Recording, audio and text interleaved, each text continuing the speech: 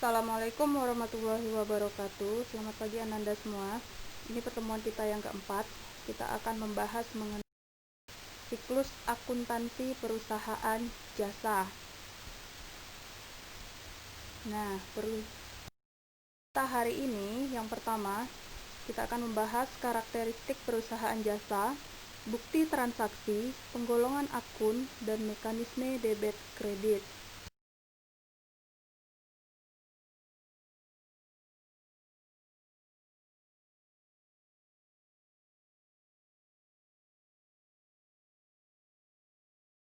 Perusahaan jasa itu, jasa tidak berwujud, tidak dapat dipisahkan, keberagaman, dan tidak tahan lama, tapi bisa dirasakan manfaatnya. Kemudian sumber pencatatan untuk perusahaan jasa adalah dari bukti-bukti transaksi, di mana bukti transaksi ada dua, ada bukti eksternal. Bukti eksternal terdiri atas kwitansi, faktur, nota, dan cek. Sedangkan yang kedua, bukti internal terdiri atas memo. Faktur adalah bukti transaksi untuk pembelian barang secara kredit. Kemudian nota itu sering kita kenal dengan bond atau struk, adalah bukti pembelian barang secara tunai. Kemudian kwitansi itu bukti pembayaran uang tunai. Kemudian cek surat perintah pembayaran kepada bank. Yang terakhir memo biasanya itu diberikan dari pihak yang lebih tinggi jabatannya kepada pihak yang lebih rendah jabatannya. Nah, kemudian bukti transaksi tersebut dianalisis sehingga akan dihasilkan nanti apakah harta bertambah, harta berkurang, utang bertambah, utang berkurang, dan kita masuk tujuan pembelajaran berikutnya mengenai penggolongan akun. Secara garis besar, akun ada dua, ada akun real dan akun nominal. Akun real itu terdiri atas 3, harta, utang, dan modal. Sedangkan akun nominal terdiri atas pendapatan dan Nah, ini dia kelompok harta itu terdiri atas apa saja, silakan dibaca sendiri nanti. Kemudian kelompok utang terdiri dari ini, dan kelompok modal. Sedangkan kelompok pendapatan dan beban terdiri atas 2 saja, pendapatan operasional atau pendapatan usaha dan pendapatan non-operasional atau luar usaha. Begitu juga dengan beban. Beban usaha itu contohnya beban gaji, beban sewa, beban perlengkapan. Sedangkan beban luar usaha terdiri atas beban bunga dan beban kerugian penjualan aktiva. Ini dia penggolongan akun tadi. Akun real adalah akun yang pada akhir periode itu dicatat di sisi neraca. Jadi nanti dalam neraca isinya adalah harta, utang, modal. Kemudian akun nominal adalah akun yang dicatat di kolom laba rugi. Isinya hanya ada 2, yaitu pendapatan dan beban. Lagi mekanisme debit kredit. Debit dan kredit itu adalah tempat mencatatnya. Jadi nilainya nanti kita catat di kolom debit.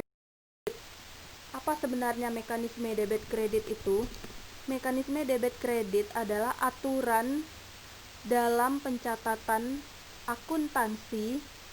Misalnya, debit harus selalu berada di sebelah kiri, sedangkan kredit harus selalu berada di sebelah kanan. Dalam akuntansi, aturan atau mekanisme debit kredit, jumlah antara debit dengan kredit itu harus selalu sama atau seimbang. Apabila harta atau beban bertambah, maka dicatat di sisi debit. Sedangkan transaksi yang menyebabkan pengurangan dicatat di sisi kredit. Sebaliknya, untuk akun-akun seperti utang atau kewajiban, ekuitas atau nama lainnya modal, dan pendapatan, jika bertambah maka dicatat di sisi kredit. Sedangkan jika dia berkurang dicatat di sisi debit. Penambahan modal. Karena penambahan modal dicatat di sisi kredit, maka Karena pendapatan sifatnya menambah modal, maka pendapatan juga dicatat di sisi kredit. Dan karena beban sifatnya mengurangi modal, maka jika beban bertambah, maka dicatat di sisi debit. Untuk pengambilan prive adalah pengambilan uang untuk keperluan pribadi oleh pemilik. Nah, prive sifatnya mengurangi modal, maka jika ada prive itu dicatat di sisi debit. Ini dia aturan mekanisme debit kredit. Pedoman untuk mencatat perubahan aset atau harta. Aset sama dengan harta. Jika aset bertambah dicatat di debit, jika aset berkurang dicatat di kredit, maka saldo normal aset adalah di debit. Yang kedua, liability atau utang. Jika utang bertambah dicatat di kredit, jika utang berkurang dicatat di debit, maka saldo normal untuk utang adalah di sebelah debit. Yang ketiga, pendapatan. Jika pendapatan bertambah dicatat di kredit, jika pendapatan berkurang dicatat di debit, maka saldo normal untuk pendapatan adalah di kredit. Pedoman pencatatan akun modal. Jika beban bertambah dicatat di debit, jika beban berkurang dicatat di kredit, maka saldo normal beban adalah di debit. Prive sudah dijelaskan tadi. Nah, rinciannya seperti ini ya.